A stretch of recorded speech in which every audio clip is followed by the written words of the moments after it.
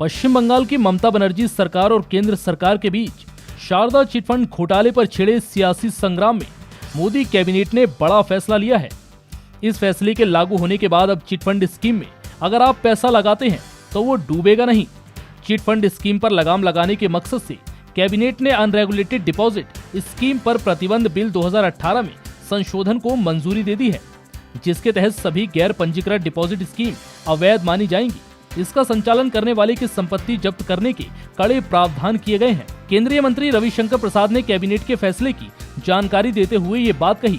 उन्होंने कहा कि इसमें सबसे महत्वपूर्ण बात यह है, जो भी डिपॉजिट स्कीम रेगुलेटेड नहीं है वो अवैध है। केंद्रीय मंत्री ने बताया कि अब कोई भी चिटफंड स्कीम नहीं चला सकेगा।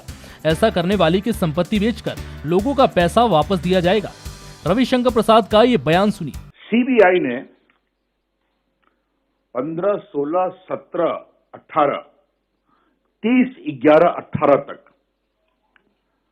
अभी तक 166 case chit fund scam, multi score scam में लॉन्च किया है। The CBI has lodged about 166 cases, 166 in the last 3 years, that is 15, 16, 17, 18, 4 years till 30th of November 2018 in chit fund and multi-core scams. और इसमें सबसे अधिक बंगाल में है, followed by Orissa. तो ये हमने कहा कि इसकी जानकारी आपको दे दें। और ये मैं यहाँ क्लैरिफाई करना चाहता हूं कि अभी जो चला है मामला, इसको मैंने अपनी प्रेस में आपको बताया था, ये सब हम लोग की सरकार में आने के पहले के मामले हैं, जिसमें एसआईटी 2013 में ही बनाई गई थी बंगाल सरकार के द्वारा अंडर मिस्टर राजीव कुमार, और कुछ वामपंथी और कुछ कांग्रेसी सुप्रीम कोर्ट गए थे। And 9th of May 2014 the Supreme Court had ordered the CBI to do the investigation.